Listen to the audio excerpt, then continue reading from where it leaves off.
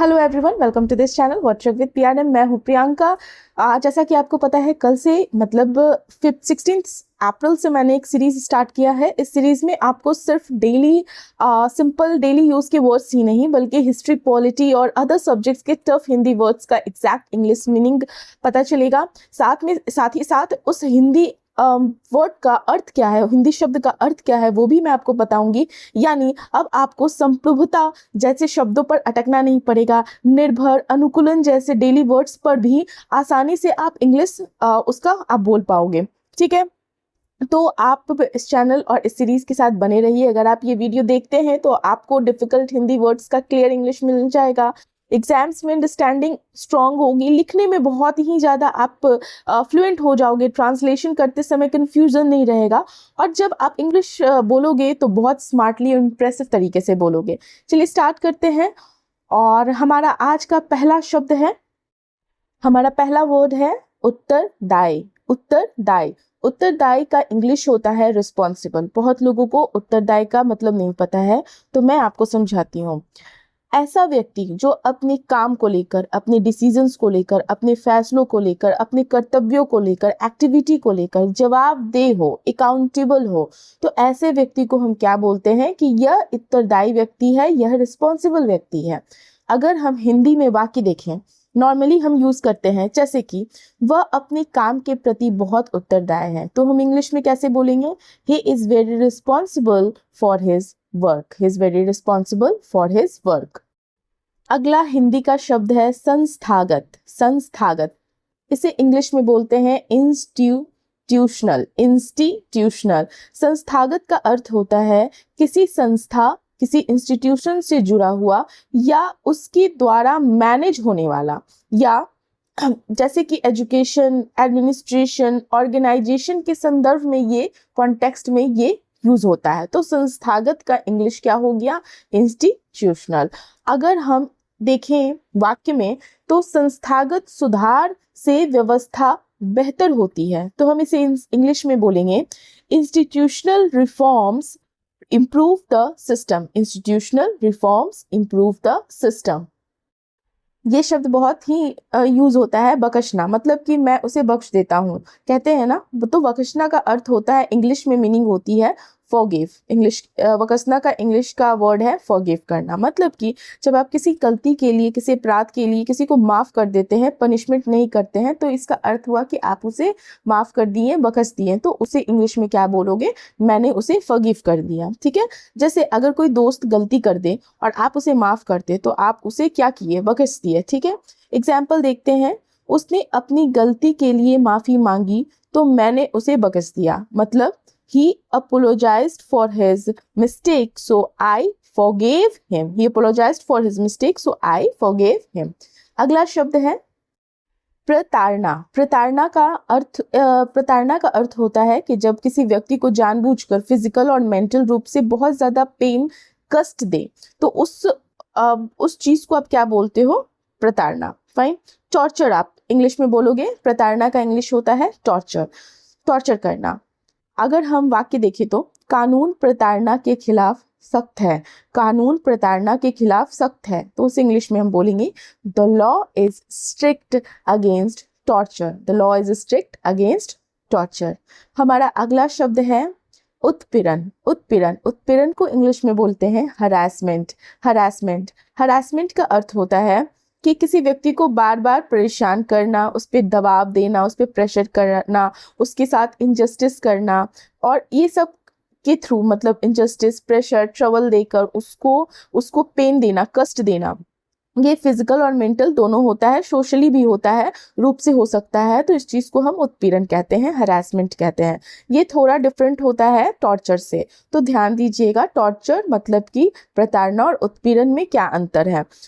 अगर हम उत्पीड़न, हरासमेंट की बात करें, तो जैसे कि अगर किसी को ऑफिस से स्कूल में बार बार तंग किया जाता है, तो वो क्या होगा? उत्पीड़न कहलाएगा, उसे हरासमेंट कहेंगे। ठीक है, बहुत लोग यहाँ पर टॉर्चर भी बोलते हैं, लेकिन ज़्यादा अच्छा वर्ड है, ज़्यादा एग्जैक्ट वर्ड है उत्पीड़न का हरासमेंट। एग्जाम्पल है, वाक्य है, कार्यस्थल पर उत्पीड़न एक गंभीर समस्या है। Harassment at the work place is a serious issue.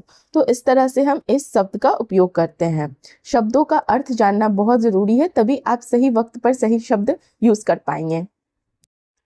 अगला हिंदी का शब्द है बरामद। बरामद, बरामद का इंग्लिश होता है रिकवर करना, रिकवर्ड जो होता है।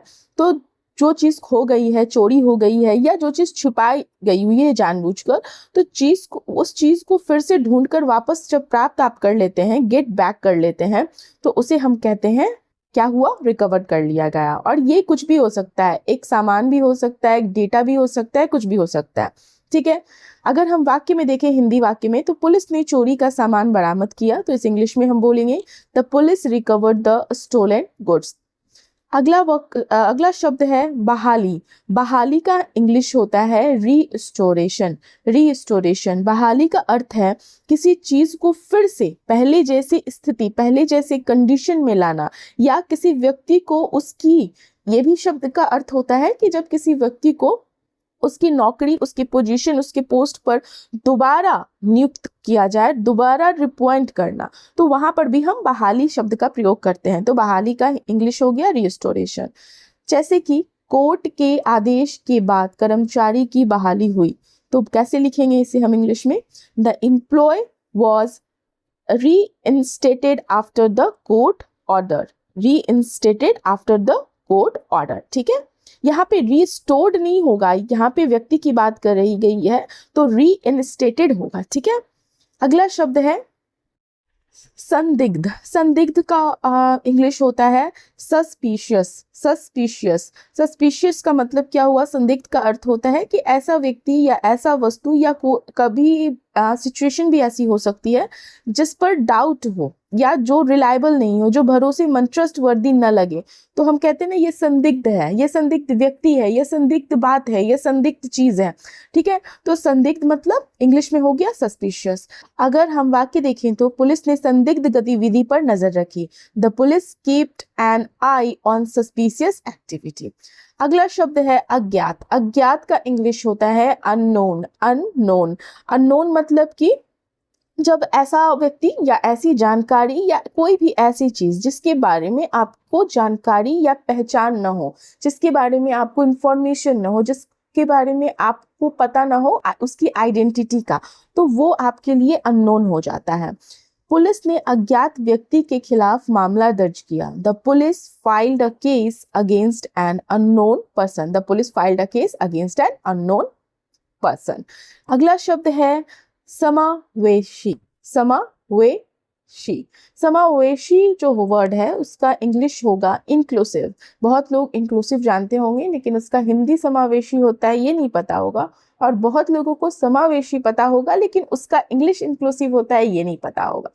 तो चलिए, समावेशी का इंग्लिश होगा इंक्लूसिव। समावेशी का अर्थ होता है ऐसी व्यवस्था या ऐसी थिंकिंग, ऐसी सोच जिसमें सभी लोगों को शामिल किया जाता है। ठीक है, किसी के साथ भेदभाव नहीं किया जाता, डिस्क्रिमिनेशन नहीं किया जाता है, और तो उसे हम क्या बोलते हैं, समावेशी, इंक्लूसिव।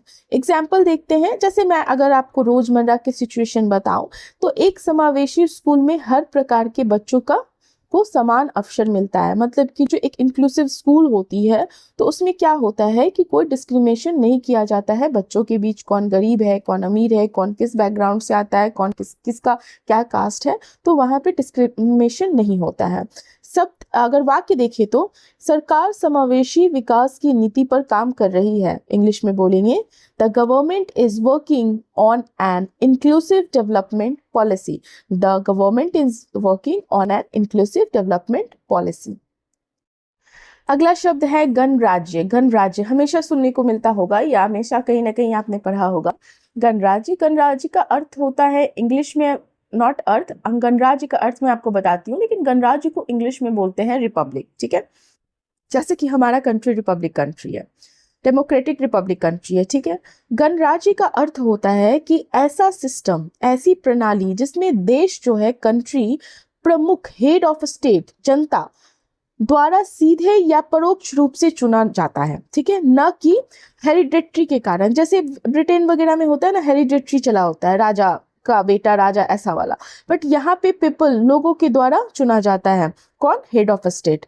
तो जैसे कि भारत क्या है? एक गणराज्य है जहाँ राष्ट्रपति जो होते हैं वो जनता के प्रतिनिधियों, मतलब जनता जो है कोई प्रतिनिधि अपनी चुनती है, और उन प्रतिनिधियों, उन रिप्रेजेंटेटिव के थ्रू कौन चुना जाता है? राष्ट्रपति चुना जाता है। तो ये हुआ रिपब्लिक का अर्थ। आई होप समझ में आया हो। तो जब हम गणतंत्र दिवस मनाते हैं तो हम उस दिन को याद करते हैं जब भारत एक गणराज्य देश बना था, ठीक है, 26 जनवरी। तो रिपब्लिक का अर्थ आपको आई होप समझ में आया हो कि क्या है। डेमोक्रेटिक और रिपब्लिक में डिफरेंस है। डेमोक्रेटिक जब पीपल, लोग चुन रहे हैं अपने रिप्रेजेंटेटिव को, ठीक है। तो यहाँ पर तो आपका हो गया कि पीपल के, देखिए यहाँ पे डायरेक्ट हुआ, लेकिन रिपब्लिक क्या हो गया? जो हेड ऑफ स्टेट है वो आप पीपल, लोगों के द्वारा जो चुने गए व्यक्ति है, रिप्रेजेंटेटिव है, उनके द्वारा जब चुना गया हेड ऑफ स्टेट है, तो यहाँ पे ये रिपब्लिक हो गया। तो गणराज्य इसको आप कहते हैं। तो भारत एक लोकतांत्रिक गणराज्य है, मतलब India is a democratic Republic. अगला शब्द है औपनिवेशिक। औपनिवेशिक। औपनिवेशिक शब्द जो है वो कॉलोनियल होता है। ये कॉलोनियल, आप अगर राज व्यवस्था वगैरह के आर्टिकल पढ़ रहे हो, तो ये पॉलिटिक्स से रिलेटेड पढ़ रहे हो या पॉलिटिकल साइंस पढ़ रहे हो, तो वहाँ आपको देखने को ये शब्द मिलेगा औपनिवेशिक। औपनिवेशिक का इंग्लिश हो गया कॉलोनियल। मतलब कि किसी देश ऐसे किसी ऐसे शासन या किसी ऐसी व्यवस्था, ऐसे सिस्टम से जुड़ा हुआ जिसमें क्या होता है ना कि एक देश जो होता है वो दूसरे देश पर कंट्रोल और रूल करता है। तो जिस देश पे वो कंट्रोल और रूल कर रहा है तो वो उस देश का कॉलोनी बन जाता है, ठीक है। तो मतलब कि जैसे ब्रिटिश साम्राज्य जो था, ब्रिटेन के लोग जो थे, ब्रिटिश एम्पायर जो था, वो क्या करता था? भारत पर शासन करता था। तो भारत जो है वो क्या हो गया? ब्रिटेन का कॉलोनी हो गया। आई होप समझ में आया हो। तो जब हम इतिहास में अंग्रेजों के बारे में पढ़ते हैं, अंग्रेजों के समय के बारे में बात करते हैं, तो उस औपनिवेशिक टाइम को हम क्या कहते हैं? Colonial period. फाइन, काल, जैसे औपनिवेशिक काल जिसे कहते हैं, तो कॉलोनियल पीरियड कहा जाता है। अगर सेंटेंस में देखें तो, वाक्य में देखें तो, भारत ने औपनिवेशिक शासन से स्वतंत्रता प्राप्त की। मतलब इंडिया जो है, India gained independence from colonial rule. Next one is, बहुत कॉमन वर्ड है, सत्ता। आपके पास सत्ता है, इनको सत्ता मिलनी चाहिए। सत्ता क्या होता है? सत्ता का इंग्लिश होता है पावर, अथॉरिटी। फाइन, तो सत्ता का इंग्लिश हो गया अथॉरिटी एक तरह से। मतलब कि जिसके पास अधिकार है, अथॉरिटी है, पावर होता है, जिसके द्वारा कोई व्यक्ति, ठीक है, रूल करता है, गवर्न करता है, निर्णय लेता है, तो उसके पास क्या हो गया? वो सत्ता हो गई। तो यह आमतौर पर गवर्नमेंट के लीडरशिप से जुड़ा होता है, तो जिसको आप सत्ता कहते हो, अथॉरिटी, पावर कहते हो। एग्जाम्पल देखते हैं। चुनाव जीतने के बाद वह पार्टी सत्ता में आ गई। तो after winning the election that party came into power. यहाँ पे अथॉरिटी नहीं बोलेंगे, यहाँ पे पावर भी बोलेंगे। देखिए, सत्ता का दोनों इंग्लिश होता है, अथॉरिटी एंड पावर दोनों यूज होता है। तो यहाँ पर जो वाक्य है उस वहां पर हम after winning the election the party came into power, ठीक है, ऐसे बोलेंगे।